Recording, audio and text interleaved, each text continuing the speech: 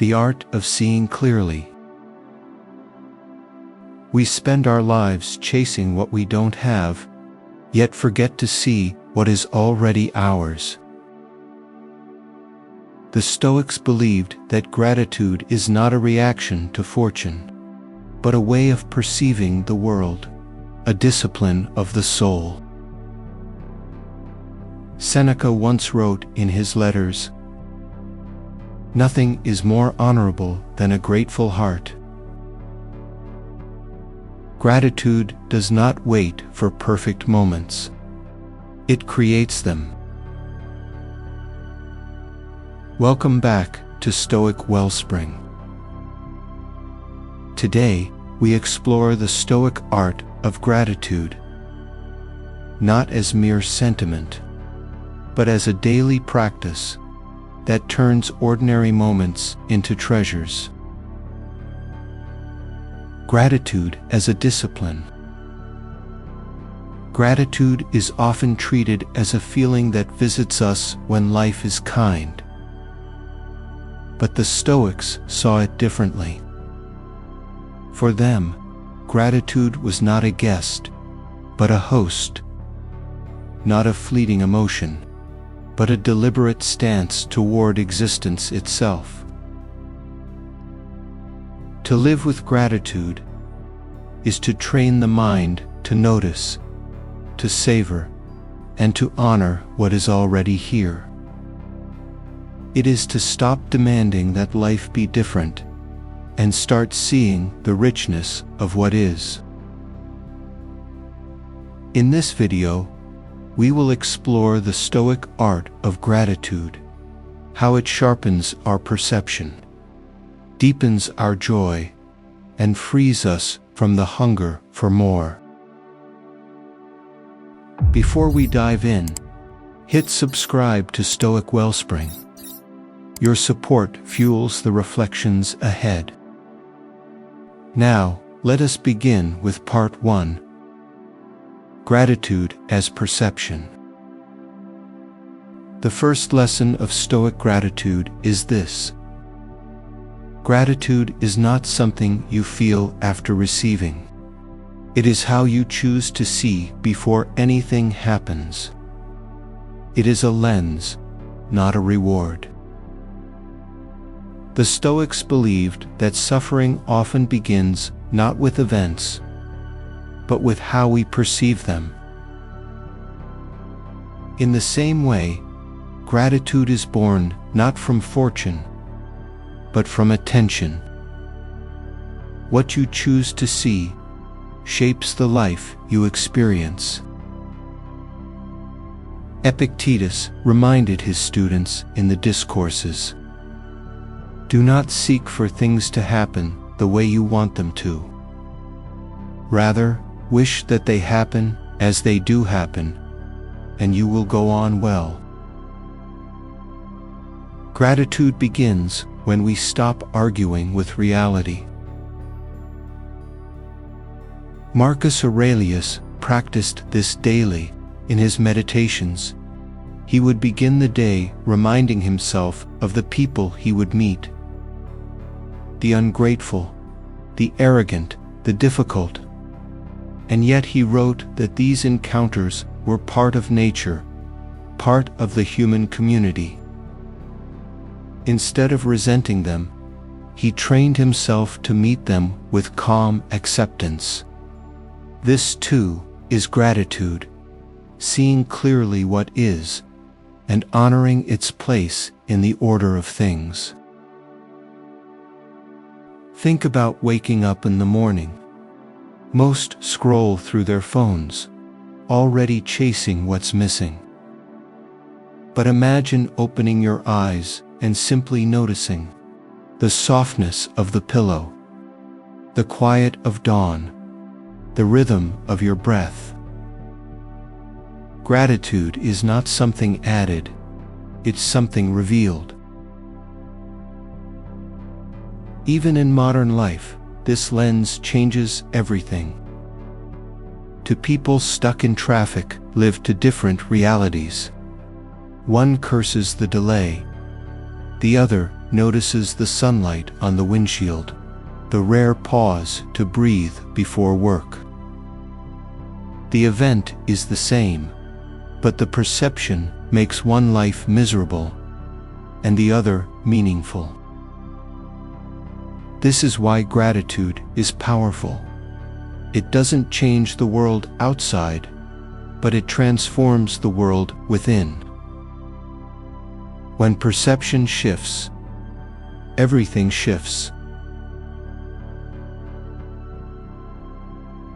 Part 2. The enemy of gratitude. The second lesson of Stoic gratitude is to name its enemy. Gratitude does not vanish by accident. It is stolen, quietly, by comparison and entitlement. Comparison is the thief of joy. When we measure our lives against others, we stop seeing what is ours and fixate on what is missing. A garden is beautiful until you look at your neighbors. Then suddenly, your roses seem dull. The Stoics warned against this trap. Seneca wrote in his letters, "It is not the man who has too little, but the man who craves more, that is poor." Poverty is not about possessions, but about perception. Gratitude cannot take root in soil poisoned by envy.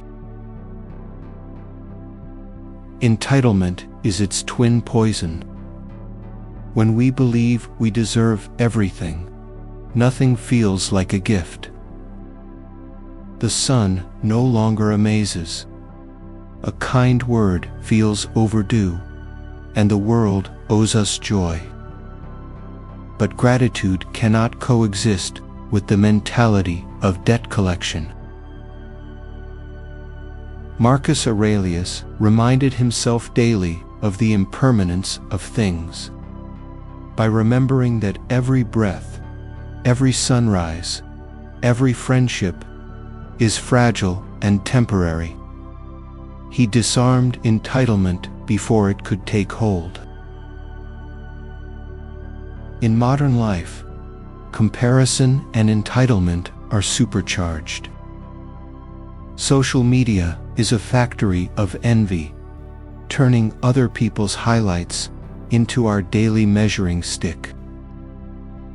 Ads whisper that what we have is not enough, that we are not enough. And gratitude, if not defended, is drowned in this noise. To practice gratitude the Stoic way is to see clearly what clouds the mind. You cannot feel thankful while your gaze is fixed on someone else's plate. Part 3. The practice of noticing. The third lesson of Stoic gratitude is to practice noticing. Gratitude is not a passive feeling that lands on us. It is an active discipline of attention. The Stoics trained their minds to see what others overlook. Marcus Aurelius, in his meditations, would list the blessings of each day: the sunrise, honest speech, a friend's loyalty, even the ability to think and act. These were not grand miracles. They were ordinary moments, noticed with extraordinary clarity. Seneca advised Lucilius in his letters, "Nothing is more honorable than a grateful heart." But how can the heart be grateful if the eyes are blind? Noticing is the gateway through which gratitude enters. In the modern world, attention is constantly hijacked. Notifications, headlines, advertisements, They scatter the mind like leaves in the wind. Gratitude cannot grow in a distracted mind. It needs stillness to take root. Epictetus trained his students to pause throughout the day and reflect on what was within their control and what was not. In the same way, we can pause to notice what is present but unseen. The air moving through the lungs, the texture of water on the hands, the quiet loyalty of people who stand by us. Gratitude begins with attention. If we cannot see, we cannot be thankful. To live like a Stoic is to train the eyes as much as the mind, to awaken to the overlooked treasures scattered through each day. Part 4. The Power of Negative Visualization. The fourth lesson of Stoic gratitude is to practice negative visualization. At first, this may sound strange, because gratitude is often associated with thinking about what we have, not what we could lose. Yet the Stoics discovered that by imagining loss, they could awaken a deeper sense of appreciation for the present. Seneca advised his friend Lucilius in his letters that we should frequently reflect on the fragility of all things. He wrote that fortune gives with one hand and takes away with the other, and that remembering this truth protects us from arrogance and teaches us gratitude. Marcus Aurelius did this each morning. He would remind himself that the people he loved, the comforts he enjoyed, even his own life, were temporary. This was not to become morbid, but to sharpen his awareness so that he could meet the day with a grateful and steady heart. Negative visualization works because it clears away the fog of entitlement. When you imagine losing what you take for granted, the ordinary suddenly becomes precious. A routine breakfast feels like a feast. A friend's voice sounds like music, and the warmth of a room on a cold night feels like a miracle. In modern life, we often ignore this practice.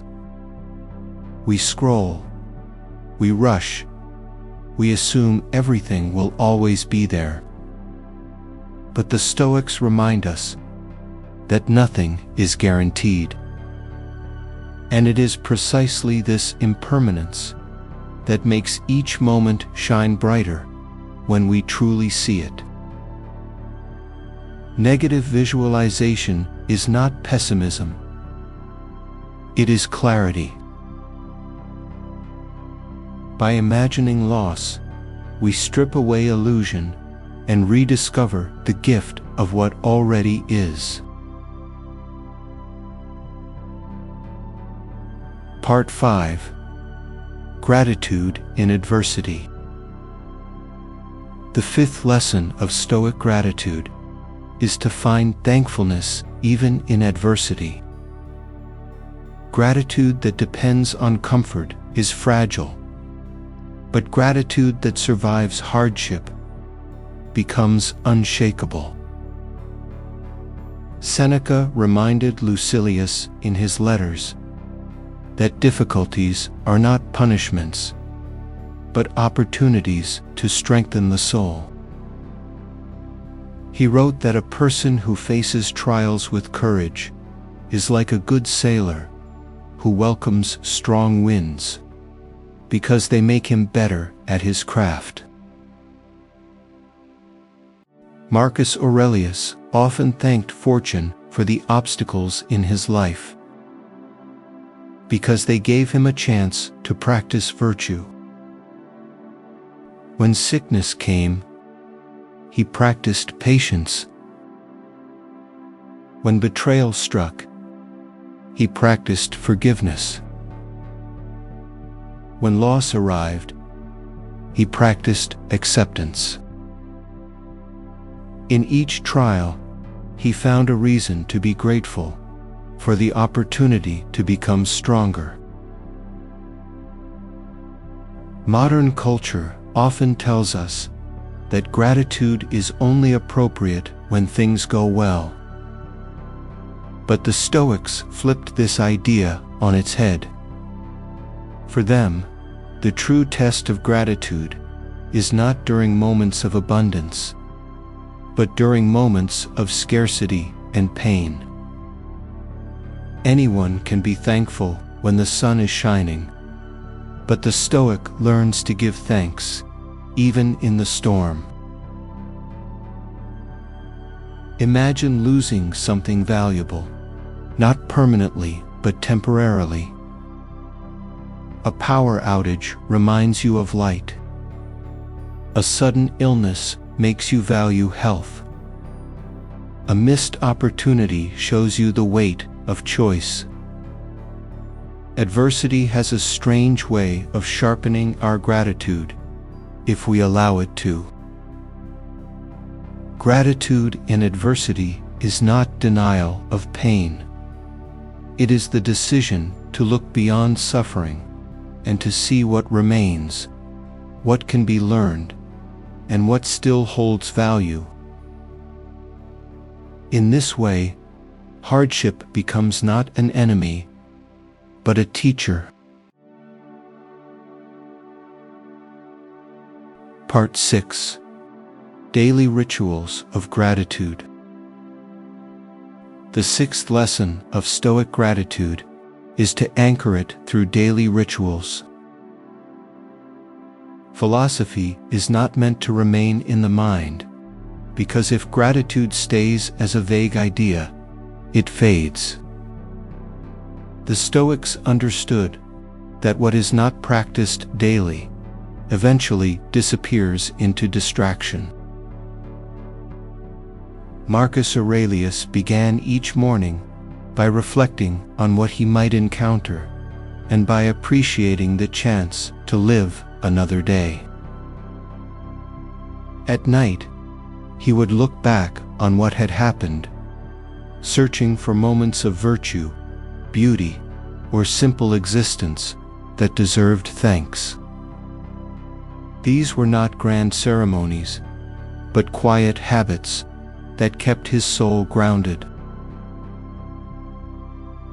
Seneca advised Lucilius to set aside time to examine his day and to cultivate a grateful mind deliberately. He believed that gratitude, like courage or wisdom, grows through repetition and reflection rather than chance. In modern life, rituals can be just as simple. Writing down 3 things each day that you appreciate. Saying thank you to someone intentionally, or pausing before a meal to notice its presence, can shift the mind toward gratitude. The action does not have to be big, because what matters is consistency. Epictetus trained his students to reflect at the end of each day and to examine where their attention had been placed. In doing so, he turned gratitude into a muscle, not a mood. Each daily ritual was like a drop of water carving stone, shaping the mind over time. Daily rituals remind us that gratitude is not a reaction, but a way of living. When it becomes part of our rhythm, even the smallest act of noticing turns into a moment of grace. Part 7. Gratitude toward others. The seventh lesson of Stoic gratitude is to turn our thankfulness outward toward others. Gratitude deepens when it is not only felt in silence, but expressed with sincerity. The Stoics understood that our lives are interwoven with the actions and kindness of countless people, most of whom we will never meet. Marcus Aurelius wrote in his Meditations that he owed much of his character to those who came before him. He listed teachers, friends, and family members, acknowledging each virtue he had learned from them. In doing so, he made gratitude a bridge between his soul and the world around him. Seneca reminded Lucilius that no one becomes wise or virtuous alone, because every good life is supported by invisible hands. He believed that acknowledging these debts of kindness elevates both the giver and the receiver. In modern life, this truth remains unchanged. Every meal you eat involves farmers, transporters, cooks, and strangers whose efforts you may never know. Every book you read carries the labor of writers, editors, and countless unnamed hands. Gratitude toward others begins when we pause long enough to see the hidden network that sustains us. Gratitude toward others is not flattery. It is a humble recognition that we are part of something larger than ourselves. When we express gratitude, we remind ourselves that we are not self-sufficient islands, but threads in a vast human tapestry. Even a simple act, such as looking someone in the eye and saying thank you with genuine presence, has the power to strengthen bonds. The Stoics saw gratitude not only as a personal virtue, but also as a social force that holds communities together. Part 8. Gratitude toward life itself.